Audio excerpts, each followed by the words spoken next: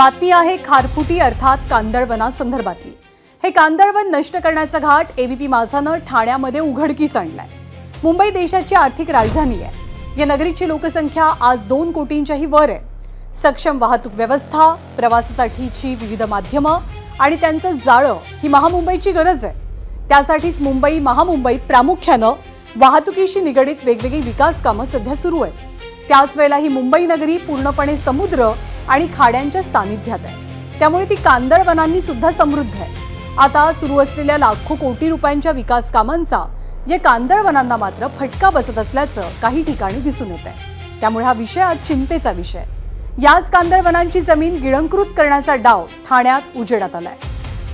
जवळपास 200 एकर जमिनी बेकायदेशीर पद्धतीने ताब्यात घेतल्या जातात। त्यावरती कचरा टाकून ही जमीन गिळंकृत करण्याचा प्रयत्न होतोय आणि हीच बाब एबीपी माझानं उजेडात आणली।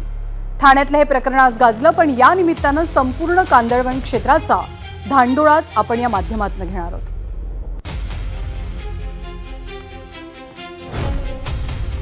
तर हे मूळ प्रकरण आहे ठाणे महानगरपालिका क्षेत्रातलं। गेल्या अनेक वर्षांपासून मुंब्रा आणि दिवा इथल्या साबेगाव परिसरात हळूहळू खाडी किनारी भराव टाकून 200 एकरांवरचं पर्यावरण नष्ट केलं जात आहे।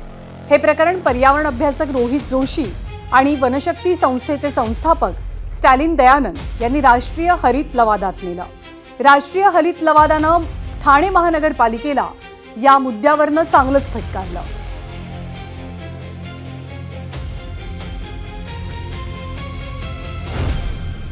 तर महाराष्ट्राला लाभलेल्या 720 किलोमीटरच्या किनारपट्टीच्या पर्यावरण संवर्धनात खारफुटीची झाडं म्हणजेच कांदळवनांचा भाग मोठा आहे, त्याचा वाटाही मोठा आहे।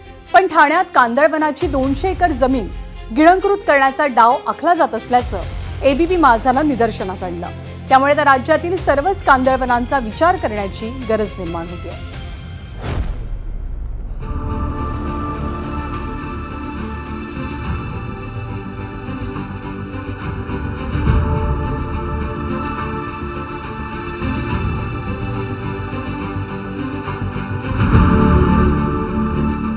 महाराष्ट्र हा निसर्ग सौंदर्यानं नटलाय। त्या निसर्ग सौंदर्यात समुद्र किनाऱ्यांचा वाटा मोठा। यात समुद्र किनाऱ्याचं कांदळवनामुळे खऱ्या अर्थानं संवर्धन होतं। महाराष्ट्राला 720 किलोमीटर लांबीचा समुद्र किनारा लाभला। या परिसरात एकूण 320 चौरस किलोमीटर क्षेत्रफळ हे कांदळवनांचं आहे। कोकण किनारपट्टीवरील पालघर, ठाणे, मुंबई, रायगड, रत्नागिरी आणि सिंधुदुर्ग यांचा त्यात समावेश होतो। वसईची खाडी, ठाण्याची खाडी, त्यांना येऊन मिळणारी उल्हास नदी, वैतरणा नदी आणि विजयदुर्ग किल्ल्याभोवतीच्या वाघोठण नदीचा भाग हे राज्यातील घनदाट कांदळवनाचे भाग आहेत। पण याच कांदळवनांच्या भागात आता मोठमोठे विकास प्रकल्प येऊ घातलेत। त्याचा कांदळवनांना फटका बसण्याची शक्यता आहे। त्यामुळे या कांदळवनांचे नेमके नियम काय आहेत हे जाणून घेऊया तज्ञांकडून।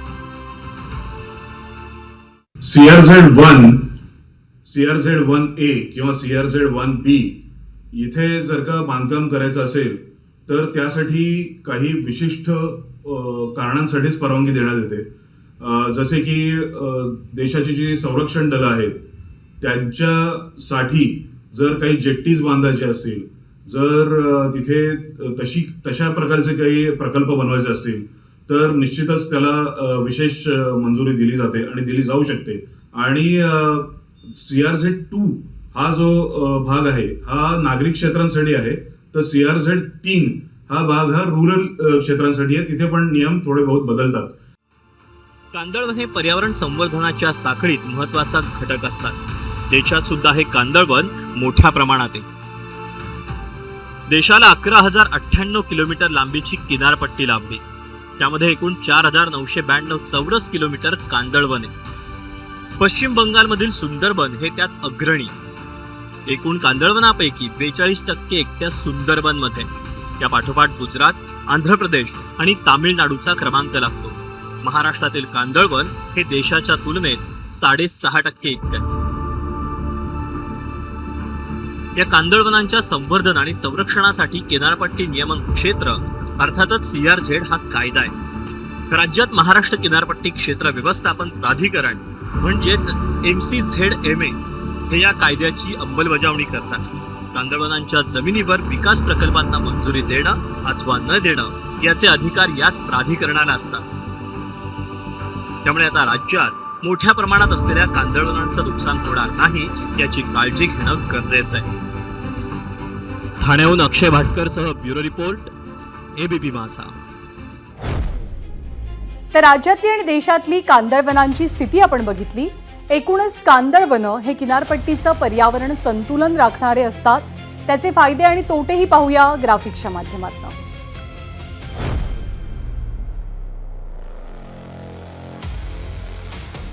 किनाऱ्याला धडकणाऱ्या लाटांचा जोर कांदळवनांमुळे कमी होतो. कांदळवनातील खारफुटीच्या झाडांची मुळं माती धरून ठेवतात. त्यामुळे रेती किंवा माती वाहून जाणं थांबतं. वादळं आणि सुनामी विरुद्ध कांदळवनं हे नैसर्गिक कवच म्हणून काम करतात. कांदळवनांची जमीन ही कायम ओली असते. त्यामुळे ते हवेतील कार्बन शोषून घेण्याचं काम करतात. कांदळवनांची मुळं पाणी शुद्ध करतात. हे पाणी आजूबाजूचा प्रवाह स्वच्छ करण्याचं काम करतं. कांदळवनांच्या परिसरात मधासह वेगवेगळ्या औषधी वनस्पतींची वाढ होत असते. आता पाहूया कांदळवनाचे तोटे कोणते. कांदळवनं कायद्यानं संरक्षित असल्यानं विकास कामात अडथळे येतात. कांदळवनांची जागा वापरण्यासाठी पर्यावरण मंजुरी मिळवणं किचकट असतं. कांदळवनात भरती ओहोटीमुळे पाणी साचून राहतं. या साचलेल्या पाण्यात डासांची पैदास वाढून आजारांचा धोका निर्माण होऊ शकतो. मानवी वस्त्यांमधनं वाहून आलेला प्लास्टिकचा कचरा कांदळवनांच्या मुळांमध्ये अडकून पडतो आणि त्यातून दुर्गंधी निर्माण होते. कांदळवनांमुळे आजूबाजूच्या जमिनीतील पाण्याचं प्रमाण वाढून जमीन खारट बनते. अशी जमीन सामान्य शेती किंवा पिकांसाठी वापरता येत नाही. तर कांदळवनांना नैसर्गिक फुफ्फुसं असं म्हटलं जातं आणि फुफ्फुसं जर का सक्षम राहिली, नीट राहिली, उत्तम राहिली तरच पर्यावरणाचा समतोल साधणं सुद्धा तेव्हा शक्य होईल. त्यामुळे कांदळवनं वाचवूयात, कांदळवनं जगवूया. या बातमीसोबत माझा विशेषमध्ये आज वेळ झाली आहे इथेच थांबण्याची.